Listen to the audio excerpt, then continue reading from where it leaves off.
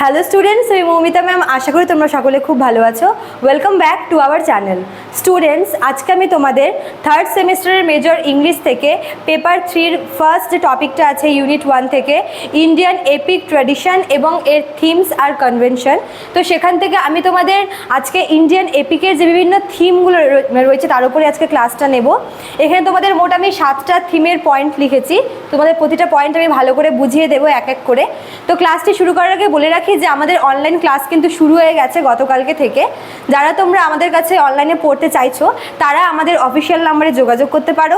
আমাদের official number দুটো আছে, একটা হচ্ছে 6295916282 আর একটা হচ্ছে 7076398606। ঠিক আছে, দেখো দেওয়াও আছে নাম্বার দুটো এখানে। তোমাদের অ্যাডমিশন সংক্রান্ত, কোর্স ফি, ডিউরেশন সংক্রান্ত যে কোনো তোমাদের কোয়ারি থাকলে কিন্তু তোমরা আমাদের এই দেওয়া হেল্পলাইন নাম্বারে যোগাযোগ করতে পারো। ঠিক আছে, আর একটা কথা সেটা হচ্ছে তোমাদের যেহেতু আমরা বলেছিলাম যে আমরা ক্লাস একদম অগাস্টের শুরু থেকেই নেব এবং নোটসও প্রোভাইড করা শুরু করব, সেহেতু কিন্তু আমরা ক্লাস নেওয়া শুরু করে দিয়েছি একদম 1 তারিখ থেকে এবং নোটসও কিন্তু প্রোভাইড করা শুরু হয়ে গেছে। কাজেই বলছি, যারা তোমরা পড়তে চাইছো, অ্যাডমিশন নিতে চাইছো, তারা দেরি না করে ঝটপট আমাদের দেওয়া হেল্পলাইন নম্বরে যোগাযোগ করে আমাদের সঙ্গে যুক্ত হয়ে যাও। ঠিক আছে, চলো দেরি না করে শুরু করে দিই আজকের টপিকটি। দেখো, থিমস অফ ইন্ডিয়ান এপিক। তোমাদের এর আগের দিন আমি ফার্স্ট ক্লাস নিয়েছিলাম, সেখানে তোমাদের আমি ইন্ডিয়ান এপিক কী এবং এপিক ট্র্যাডিশন কী সেটা বুঝিয়েছিলাম।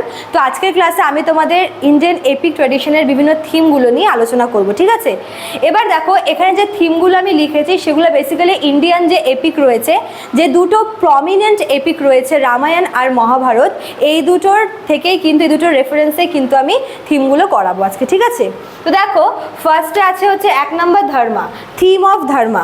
দেখো আমরা রামায়ণ বলো আর মহাভারত বলো, এই দুটো এপিকেই কিন্তু ধর্মটাকে কিন্তু খুব বেশি করে হাইলাইট করা হয়েছে। যেরকম যদি আমরা রামায়ণে দেখি, দশরথ তার দেওয়া প্রতিজ্ঞা ধর্ম পালন করার জন্য তার ছেলেকে এক্সাইলে পাঠায়, আবার রাম তার বাবাকে দেওয়া কথা রাখার জন্য, সেই কর্তব্য ধর্ম পালন করার জন্য সে এক্সাইলে চলে যায়। সীতাও তার হাজব্যান্ডের সাথে চলে যায়। এভাবে আমরা দেখি যে রামায়ণে কিন্তু প্রতিটা ক্যারেক্টারই যে মানে যার যেটা ধর্ম সে কিন্তু ঠিক করে পালন করেছে। ঠিক আছে, ধর্ম কিন্তু এই এপিকের একটা সেন্ট্রাল থিম।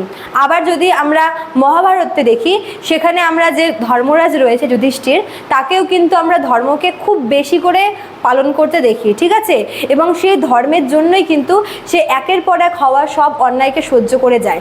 তো থিম অফ ধর্মা এই দুটা এপিকের ক্ষেত্রেই কিন্তু খুব বেশি প্রযোজ্য এবং এই দুটো এপিকের একদম সেন্ট্রাল থিম হচ্ছে আমরা ধর্মাকেই বলবো। ঠিক আছে, নেক্সট দেখো 2 নম্বর আছে হচ্ছে গুড ভার্সেস ইভিল। এই যে দুটো এপিকের কথা বললাম, রামায়ণ আর মহাভারত, এই দুটো এপিকেরই আমরা দেখব যে এই দুটো এপিকের যে ঘটনাটা আছে একটা স্ট্রাগল দেখাচ্ছে। ঠিক আছে, একদিকে আছে গুড ফোর্স, একদিকে আছে হচ্ছে ইভিল ফোর্স, একদিকে ভালো শক্তি, অন্যদিকে খারাপ শক্তি। যেরকম রামায়ণে আমরা দেখি যে রাম হচ্ছে ভালো শক্তির প্রতীক আর রামায়ণ হচ্ছে খারাপ শক্তির প্রতীক। আবার মহাভারতে আমরা দেখি যে পাণ্ডব আর কৌরবদের মধ্যে যে কুরুক্ষেত্রের যুদ্ধ লাগে, সেখানে পাণ্ডবরা হচ্ছে ভালো শক্তির প্রতীক এবং কৌরবরা হচ্ছে খারাপ শক্তির প্রতীক। তো এই যে দুটা অপোজিট বাট ইকুয়াল ফোর্সের মধ্যে যে একটা স্ট্রাগল, সেটা কিন্তু এই দুটা এপিকেরই একটা ইম্পর্টেন্ট থিম। ঠিক আছে, এই যে দুটো ফোর্সের কথা বললাম, গুড ফোর্স আর হচ্ছে ইভিল ফোর্স, এই দুটো ফোর্স একে অপরের অপোজিশন মানে থাকলেও, অপোজিট থাকলেও কিন্তু এদের যে পাওয়ারটা সেটা কিন্তু ইকুয়াল। যেমন রাম এবং রাবণ, এরা কেউই কিন্তু কম ছিল না বীরত্বের দিক থেকে। ঠিক আছে, খালি এদের যে ফোর্স সেটা অপোজিট ছিল। আবার কৌরব আর পাণ্ডবদের মধ্যে দেখো, পাণ্ডবদের তো 5 জনই ছিল হচ্ছে একদম মানে একদম ভীম, অর্জুন, এরা ছিল হচ্ছে সেরার সেরা। অন্যদিকে কৌরবদের মধ্যে হচ্ছে কর্ণ ছিল। তো আমরা দেখব যে যেই দুটো শক্তির মধ্যে যুদ্ধটা হচ্ছে, স্ট্রাগলটা হচ্ছে, দুটা অপোজিট শক্তি হলেও কিন্তু এদের যে ক্ষমতা সেটা কিন্তু ইকুয়াল। এরা দুটা ফোর্সই কি ইকুয়াল সিগনিফিকেন্ট। তো এই যে struggle between two different forces, এটা হচ্ছে ইম্পর্টেন্ট থিম তোমাদের এই এপিকের। ঠিক আছে, নেক্সট দেখো 3 নম্বর কি বলেছে, হিরোইজম। দেখো হিরোইজম জিনিসটাকে কিন্তু এই দুটো এপিকের মধ্যে আমরা খুব ভালো করেই দেখি। এই দুটো এপিকের যে প্রোটাগনিস্টরা আছে, মানে যে সেন্ট্রাল ক্যারেক্টারে আছে, মনে করো যে রামায়ণের রাম, তার এমন কিছু কাজ আছে, এমন কিছু সে করেছে যেই কাজগুলো তাকে হচ্ছে হিরো করে তুলেছে, ঠিক আছে। মানে হিরোইজম বলতে এখানে আমরা দেখব যে দেখো এদিকে রামায়ণের রাম বলো বা মহাভারতের অর্জুন বলো, এরা দুজনেই কিন্তু এদের মধ্যে কি এরা ব্রেভ ছিল, তাই না? এরা হচ্ছে মানে সাহসী, এদের বুদ্ধিমত্তা মানে প্রমাণ আমরা পাই, এছাড়াও এরা শক্তিশালীও ছিল, ঠিক আছে। এবার একটা মানে এই হিরোইজম বলতে তো হচ্ছে এই তিনটারই মিশ্রণ, তাই না? যেখানে থাকবে মানুষের বুদ্ধি থাকবে, সাহস থাকবে, তাই না, এবং সে সঙ্গে তার ফিজিক্যাল পাওয়ারও থাকবে। তো এই তিনটা জিনিসই কী করে একজনকে হিরো করে তুলে। তো এই তিনটা জিনিসের যে মিক্সচারটা সেটা কিন্তু আমরা এই দুটো এপিকের যে হিরোরা আছে মানে রামায়ণের রামের ক্ষেত্রে বলো বা মহাভারতের অর্জুনের ক্ষেত্রে বলো, দুজনের ক্ষেত্রেই কিন্তু সমানভাবে একদম যায়, ঠিক আছে। কাজেই এরা দুজন হচ্ছে মানে এই যে হিরোইজম মানে ওরা এমন কিছু করেছে যার জন্য মানে তাদেরকে হিরো বলা হয়েছে গল্পের, ঠিক আছে। তো হিরোইজমও একটা হচ্ছে ইম্পর্টেন্ট থিম। নেক্সট দেখো কে 4 নম্বরে হচ্ছে লয়ালটি। লয়ালটিও কিন্তু একটা খুব ইম্পর্টেন্ট থিম এপিকের ক্ষেত্রে। ফার্স্টে দেখো যদি আমরা রামায়ণে দেখি, রামায়ণের ক্ষেত্রে মনে করি যে লক্ষণের তো কোনো প্রয়োজন ছিল না ওর ভাইয়ের সঙ্গে যাওয়ার, কিন্তু ও ওর পরিবারের প্রতি বিশেষ করে ওর দাদার প্রতি, ঠিক আছে, এতটাই লয়াল ছিল যে সে তার সুখ শান্তি সব ছেড়ে দিয়ে কি দাদার সঙ্গে চলে যায়। আবার মনে করো যে সীতার কথাই দেখো, সীতা চাইলে থাকতে পারতো, কারণ ওকে তো এক্সাইল দেয়নি, দিয়েছিল ওর হাজব্যান্ডকে, কিন্তু ও ওর হাজব্যান্ডের প্রতি এতটাই লয়াল ছিল যে সে রাজপাট সব ছেড়ে দিয়ে কি চলে যায় ওর হাজব্যান্ডের সাথে বনবাসে, ঠিক আছে। আবার দেখো হনুমান নিজে এত পাওয়ারফুল থাকা সত্ত্বেও ও কিন্তু রামকে নিজের গুরু মানত এবং তার প্রতি যথেষ্ট লয়াল ছিল, এবং এই লয়ালটির জন্য সে কিন্তু অনেক এমন কাজ করেছে, আর তা না হলে কিন্তু সীতা উদ্ধার করা পসিবল ছিল না, ঠিক আছে। আবার দেখো মহাভারতের ব্যাপারে যদি আমরা দেখি, মহাভারতেও আমরা এই লয়ালটির ব্যাপারটা দেখতে পাই, ঠিক আছে। তো এইভাবে আমরা দেখি যে এই ইন্ডিয়ান যে এপিকগুলোতে কিন্তু লয়ালটির থিমটা খুব বেশি করে দেখানো হয়েছে এবং এগুলো হচ্ছে গল্পটাকে সুন্দর করে কিন্তু ফুটিয়ে তুলেছে, ঠিক আছে। নেক্সট দেখো 5 নম্বর কি আছে, কর্মা। কর্মা মানে আমরা কি বুঝি, যেটা যেমন কাজ করবে তেমন তার ফল পাবে, ঠিক আছে। তো এই কর্মাটা হচ্ছে এই দুটা এপিকেরই কিন্তু একটা খুব ইম্পর্টেন্ট থিম, ঠিক আছে। যদি আমরা রামায়ণটা দেখি, রামায়ণে কি হচ্ছে মনে করো যে কি হয় যে কর্মা মানে কি ভালো কাজের রেজাল্ট অলওয়েজ ভালো হয়, খারাপ কাজের রেজাল্ট অলওয়েজ খারাপ হয়। যদি আমরা রামায়ণের রামের ক্ষেত্রে দেখি, রাম ভালো কাজ করেছিল ও তার ফলও সে ভালো পেয়েছে, উল্টো দিকে রাবণ খারাপ কাজ করেছিল এবং তার ফল সে হাতে নাতে খারাপভাবেই পেয়েছে।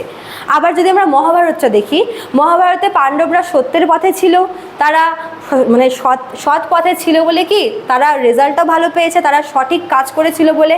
আর উল্টো দিকে যারা কৌরব ছিল ওরা খারাপ কাজ করেছিল বলে কিন্তু ওদের পরিণতিও খারাপ হয়েছিল। কাজে এই যে কর্মাটা, ভালো কাজের ফল ভালো, খারাপ কাজের ফল খারাপ, এটা কিন্তু এই দুটা এপিকে খুব সুন্দর করে ডেসক্রাইব করেছে, ঠিক আছে। নেক্সট দেখো এদিকে 6 নম্বরটা কি বলেছে, ফেট অ্যান্ড ফ্রি উইল, ঠিক আছে। যেটা হচ্ছে আমাদের মানে কপালে আছে এক আর চাইছি আরেক, এরকম হয়।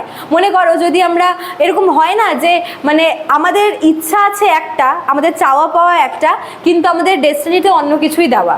তো এই জিনিসগুলো কিন্তু এই দুটো এপিকের মধ্যে খুব ভালো করে দেওয়া আছে।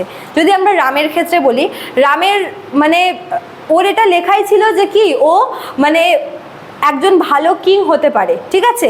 তো সেটাও হতে পারতো, কিন্তু ওর কপালে ছিল যে না, ওকে রাজ্যপাট ছেড়ে কি যেতে হবে বনবাসে, এক্সাইলে, ঠিক আছে। তো এখানে একটা কি আমরা এই যে ভাগ্য আর ইচ্ছা, ঠিক আছে, মানুষের চাওয়া আর হচ্ছে মানুষের ভাগ্যের মধ্যে একটা আমরা কি বলতে পারবো যে সংঘর্ষ আমরা দেখতে পাই, ঠিক আছে। মহাভারতে তাই, মহাভারতেও আমরা দেখি যে ওদেরকে কি করতে হয়েছিল, যে পাণ্ডবদেরকে ওদের বনে গিয়ে থাকতে হয়েছিল, তাই না। তো এটা কিন্তু আসলে হওয়ার ছিল না, এটা হওয়ার কথা ছিল না, বাট এটা হয়েছে, কেননা ওদের এটা ওদের যে ফেট ছিল ওদের, ঠিক আছে, এটা ওদের কপাল ছিল, ভাগ্য ছিল। তো এই ফেট ভার্সেস ফ্রি উইল, যেটা ওদের ভাগ্যে রয়েছে আর যেটা ওদের চাওয়া পাওয়া, এই দুটোর যে আর কি দ্বন্দ্ব, সেটা কিন্তু এই দুটো এপিকে খুব ভালো করে দেখানো হয়েছে। লাস্ট থিম দেখো কি আছে, স্যাক্রিফাইস, ত্যাগ করা, স্বার্থ ত্যাগ করা, এটাও একটা খুব ইম্পর্টেন্ট একটা জিনিস। স্যাক্রিফাইস মানে যদি মনে করে যে ত্যাগ করা, এখানে যে দুটো এপিক দেখানো হয়েছে, মনে করো রামায়ণের ক্ষেত্রে বলছি, রাম কিন্তু চাইলেই হচ্ছে তার বাবা অন্য কাউকে প্রতিজ্ঞা করেছিল, ঠিক আছে, সে তো চাইলে নাই করতে পারতো, তাই না? কিন্তু এখানে ওর বাবার দেওয়া প্রতিজ্ঞাটাকে রাখার জন্য সে সমস্ত কিছু স্যাক্রিফাইস করে, তার নিজের ভবিষ্যৎ, রাজ্যপাট সমস্ত কিছু ছেড়ে কিন্তু সে চলে যায় ওর বাবার একটা কথাতেই। আবার দেখো সীতাকেও দেখো, সেও কিন্তু তার মানে আরামের জীবনযাপন সমস্ত কিছু স্যাক্রিফাইস করে সে তার স্বামীর হাত ধরে চলে যায়। আবার লক্ষ্মণের ক্ষেত্রেও ঠিক তাই। আবার এদিকে দেখো মহাভারতের ক্ষেত্রেও আমরা দেখি যে এখানে কুন্তি কী করে, সে তাকে তার ছেলেকে কর্ণকে স্যাক্রিফাইস করতে হয়, তার জন্ম রহস্য সেটাকে সবার কাছ থেকে হাইড করে রাখতে হয়, অনেক কিছুই স্যাক্রিফাইস করতে হয়েছে, ঠিক আছে। এই দু টাইপেই আমরা দেখব যে ক্যারেক্টারদের মধ্যে ক্যারেক্টাররা সবসময় না একটা ডিলেমার মধ্যে আছে, একটা দ্বন্দ্বের মধ্যে আছে যে কি করব না করব, এবং আমরা দেখি ফাইনালি যে যেটা হওয়ার না সেটাই কিন্তু হয়। হ্যাঁ, আর তাদের এই যে স্যাক্রিফাইসটা যেটা তারা করে, মানে কোনো একটা কিছুর জন্য, নিজেদের ধর্মটাকে রক্ষা করার জন্য তারা যে স্যাক্রিফাইসটা করে, তার বদলা মানে তার যে আর কি রিটার্ন তারা কিন্তু খুব ভালো করেই পায়, ঠিক আছে।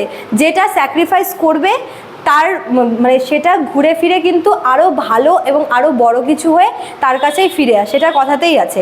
তো এখানেও আমরা দেখি যে রাম এই যে স্যাক্রিফাইস করেছিল বলে সে কিন্তু পরে আবার তার ওয়াইফকে নিয়ে, তার ভাইকে নিয়ে আবার সে অযোধ্যায় ফিরে আসে, ঠিক আছে। অন্যদিকে তোমার পাণ্ডবরাও কিন্তু আবার মানে পাণ্ডবদের ব্যাপার কি ছিল, ওদের এক্সাইলে যেতে হয়েছিল, বাট লোকজন কিন্তু ওদেরকেই বেশি সাপোর্ট করতো, ঠিক আছে। এটাই হচ্ছে কি, ওরা স্যাক্রিফাইস করেছিল, বাট কোথাও না কোথাও গিয়ে ওরা কিন্তু জিতে যায়, ঠিক আছে। তো এটাও তোমাদের একটা মেজর থিম, এই স্যাক্রিফাইসটা। তো এই 7টা থিম তোমাদের মেন হচ্ছে এপিক ট্র্যাডিশন থেকে, ইন্ডিয়ান এপিক ট্র্যাডিশন থেকে এই থিমগুলো তোমরা পড়বে, ঠিক আছে। আশা করি তোমরা ক্লাসটা বুঝতে পারলে। এরপরের ক্লাসে আমি তোমাদের কনভেনশনগুলো আলোচনা করব, আজকে শুধুমাত্র তোমাদের থিমটাই আলোচনা করলাম। তো আশা করি তোমাদের ক্লাসটি বুঝতে কোনো প্রবলেম হয়নি। ভালো লাগলে অবশ্যই লাইক কমেন্ট করবে, শেয়ার করবে। দেখা হচ্ছে নেক্সট ক্লাসে। Thank you.